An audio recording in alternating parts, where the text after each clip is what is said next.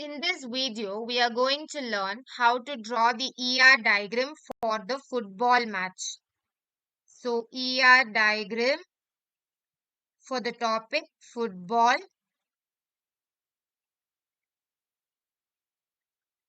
match.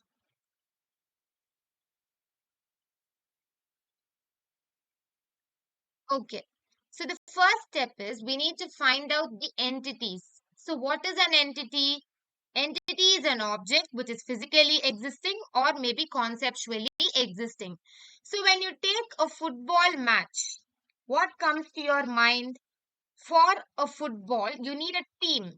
Team of players only will be playing a football. So definitely a team is very important. So team is an entity. Team is a group of players. So player is another entity. So the entity must be written inside a rectangular box. So I'm drawing a rectangular box outside it. So team is an entity and player is an entity. Because a team is made up of players. So this is a group match. Football is a group match. This is not an individual match. So therefore, a team must be formed first. Team is nothing but a group of players. Next, each player in the team will be having a parent. So we need to collect the parent details too. Next, there should be a stadium where they can play this game. So stadium is an important entity. Parent is a person, therefore parent is physically existing, therefore it is an entity. So I'm writing it inside a rectangular box. Likewise, stadium is also physically existing because it is a building. It is physically present, therefore it is an entity. So it is written inside a rectangular box. Next, match. So the match timings, that is very important. The location of that match. All this is very important. So this is also an entity. Match is not physically existing, but it is conceptually existing. So therefore, this match is an entity. Next, city. In which city this match is going to take place? So that is very important entity. City is physically existing because it consists of lots of buildings, trees and all that. So it is physically existing. Next is referee of the match.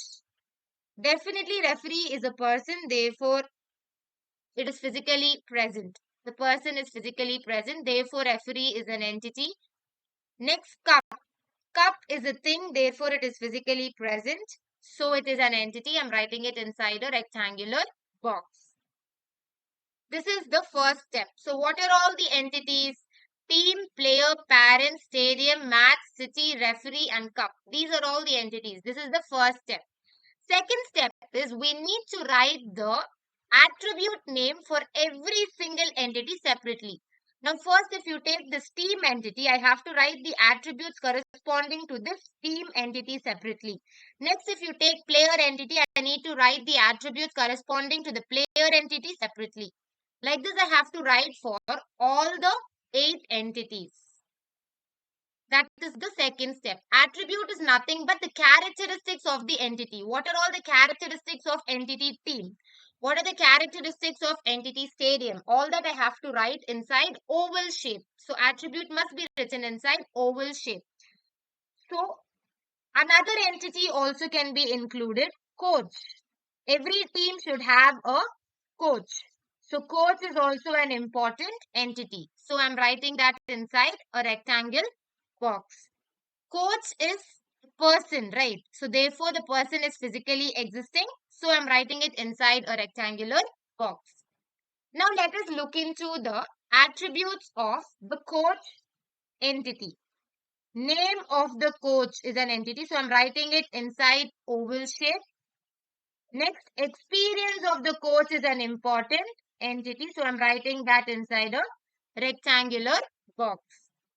Next is team. Name of the team. Every team will have a name when it comes to game. Team Roses.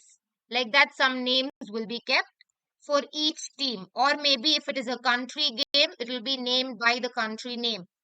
Next, number of players present in a team. So this is one important attribute. So these are the attributes of coach and team. Next, attributes of player.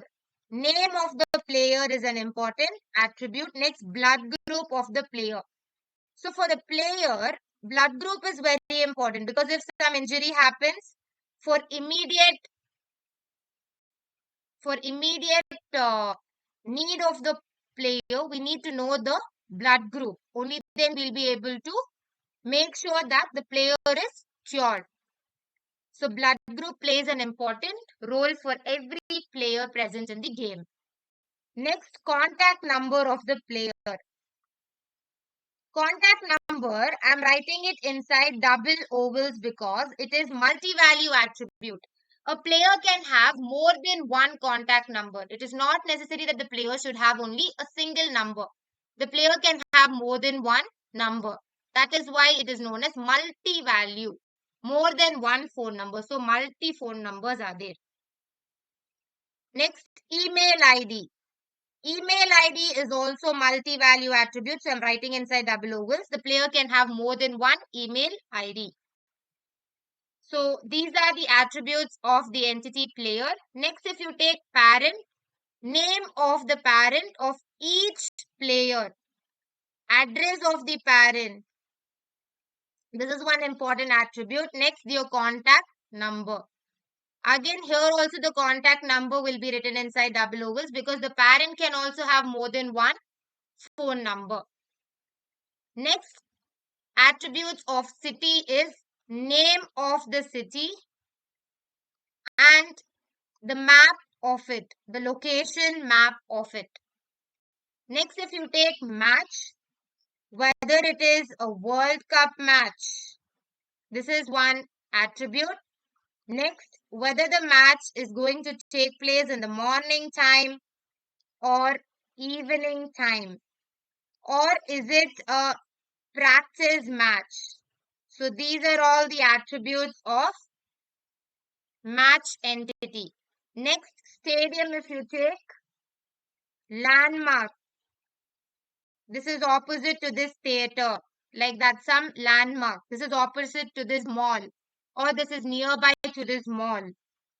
Next, location. Location is very important. Then after giving the location, if you tell the landmark, it will be much more easier to reach the stadium easily. Next, the stadium will have a name. So name of the stadium. Next, referee, if you take, to which country this referee belongs to. So to which country is an important attribute. Next, experience of the referee is an important attribute. Next, name of the referee is an important attribute. Next, in past, which team player this referee was. This is also an important attribute. In the past, he would have played for some team. So knowing that is also very important. Next, age of the referee. Knowing the age is also very important. Next, cup. Whether the cup size is bigger or the size is smaller, it will depend on the match. If the match is international level, the cup is going to be of bigger size. If it is a normal level of a game, smaller cup will be given. So the size of the cup depends on the level of the match that has been conducted. So these are all the attributes of every single entity present in this. So now the last step, this was the second step. The last step is the third step, where you will be drawing the relationship. That is, you will be connecting the entities by drawing a line and a diamond box. So now I'm going to draw a line and a diamond box and connect coach and team.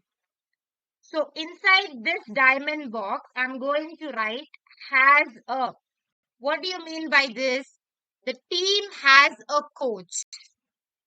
Next, team and players I'm going to connect by drawing a diamond box. I'm going to write has inside it. So team has players. Next, players and parents I'm going to connect and write have. Players have parents. Next, I'm going to connect stadium and match and write happen in a match happens in a stadium. Next, I'm going to connect match with city. Match took place in this city. Next, I'm going to connect referee and match and write off. Referee of the match. Next, I'm going to connect team with cup and write cup won by the team.